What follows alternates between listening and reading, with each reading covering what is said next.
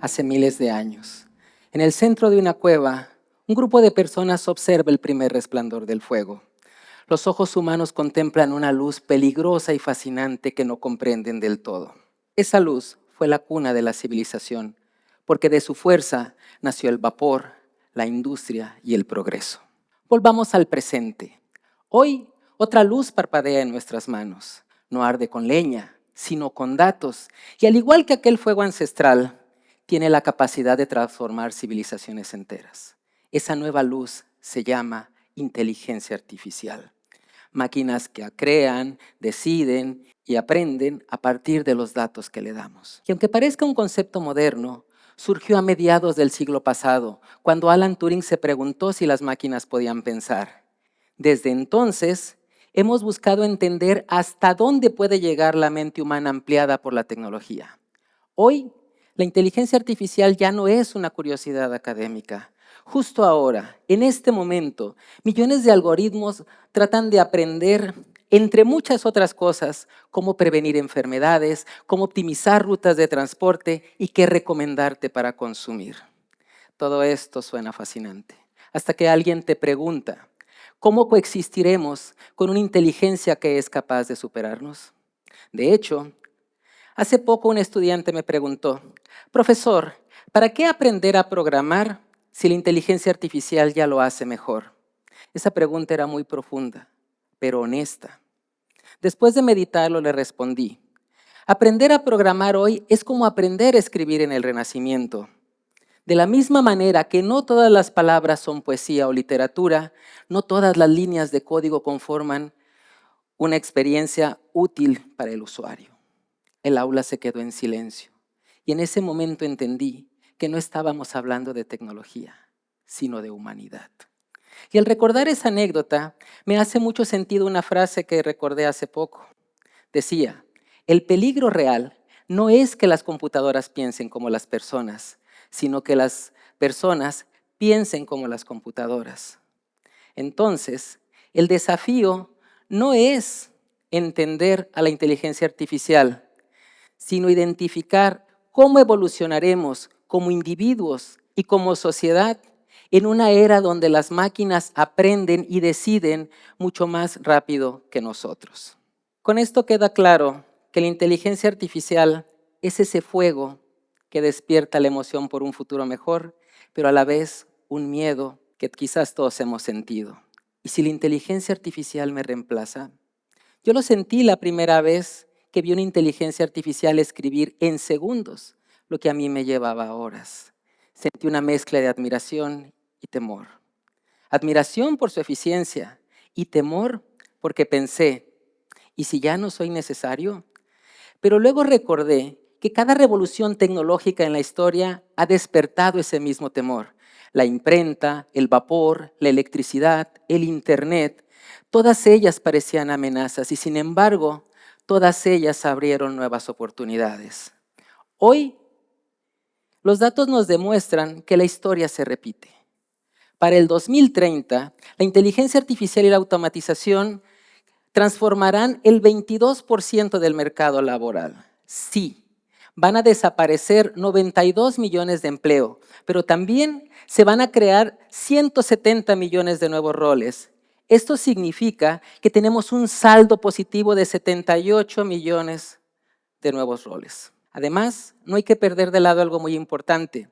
Casi 60% de los trabajadores requerirán capacitarse antes del 2030.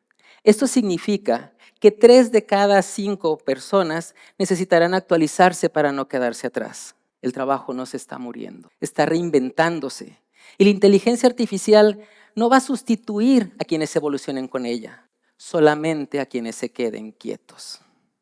Entonces, ¿cómo nos preparamos para lo que viene? Y la respuesta está en movernos al ritmo en el que evoluciona el mundo. Y para esto hay dos caminos: modificar o potenciar las habilidades que ya tenemos, lo que llamamos upskilling, o adquirir nuevas habilidades, lo que llamamos reskilling. La gran mayoría de nosotros ha pasado por ese proceso. En lo personal, yo pasé por mi proceso de reskilling al pasar de ingeniero en sistemas computacionales a docente universitario y de docente universitario a director de una facultad. Tuve que aprender de didáctica, de liderazgo, a gestionar recursos humanos y económicos. Y cambié de rol por completo. Pasé de desarrollar sistemas a desarrollar personas, de enseñar en un aula a dirigir una comunidad académica. Pero también he pasado por un proceso de upskilling. Dirigir una facultad implica estar en un aprendizaje constante. He aprendido a comunicar con propósito, a gestionar equipos de trabajo, a identificar tendencias laborales y educativas y a implementar la tecnología, incluida la inteligencia artificial, no como un fin, sino como un medio para tomar decisiones estratégicas, para diseñar proyectos con propósito y para fortalecer a una comunidad académica. Pero no hay que perder de lado algo muy importante. En esta era, el concepto de aprender va mucho más allá de lo humano. Aprender implica colaborar con la inteligencia artificial, integrar su capacidad de análisis, de predicción y de creatividad a nuestro propio pensamiento. El trabajo está transformándose.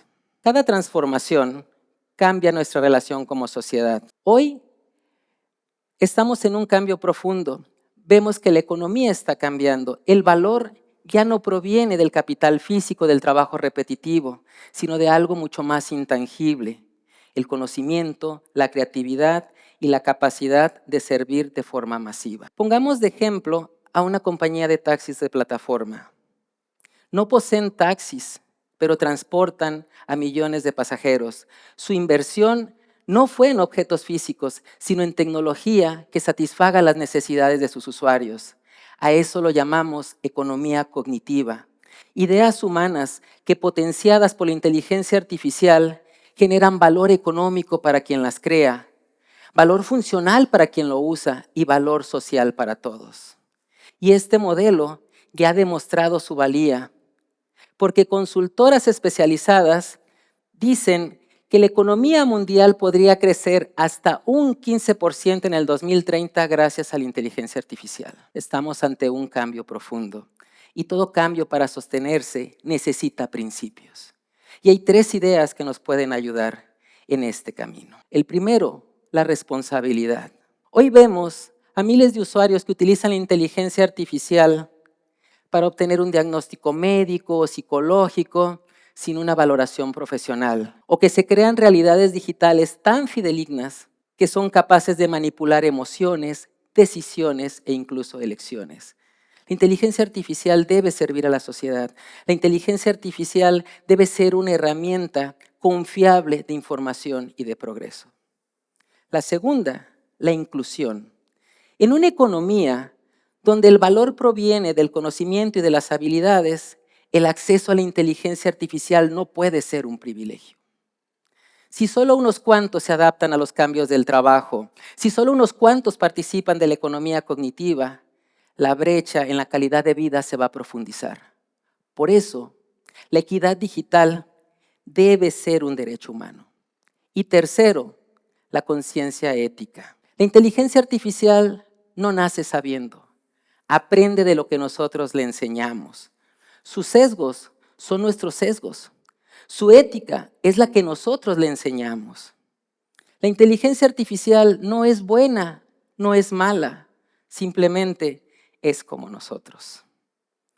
Por eso, estos conceptos no son solamente teóricos, son un puente entre la tecnología y lo humano. Si logramos conducir a la inteligencia artificial con responsabilidad, con inclusión y con conciencia ética, podremos recuperar algo invaluable: tiempo y energía. Les voy a contar algo muy personal.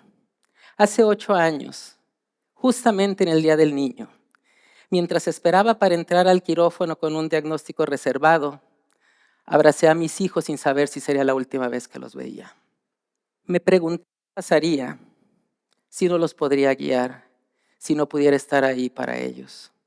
Desde ese entonces me he preguntado cómo está mi balance entre mi trabajo y mi familia. Entendí la importancia para ellos de tener de ejemplo a un papá del cual se sintieran orgullosos, pero entendí mucho más el valor de tener a un padre presente mientras crecen. Por eso les pregunto, ¿qué haremos con eso que la inteligencia artificial nos va a regresar? ¿Lo utilizaremos para producir más o para reconectar con lo que nos hace humanos? Amar, crear, empatizar, estar presente. Antes de terminar esta charla, quiero hacerles una invitación a ver la inteligencia artificial no como una amenaza, sino como una aliada. Y quizás dentro de algunos años, cuando voltemos atrás, podemos decir que fue aquí, en esta generación, cuando el ser humano aprendió no solo a crear tecnología, sino a darle propósito. La decisión es nuestra.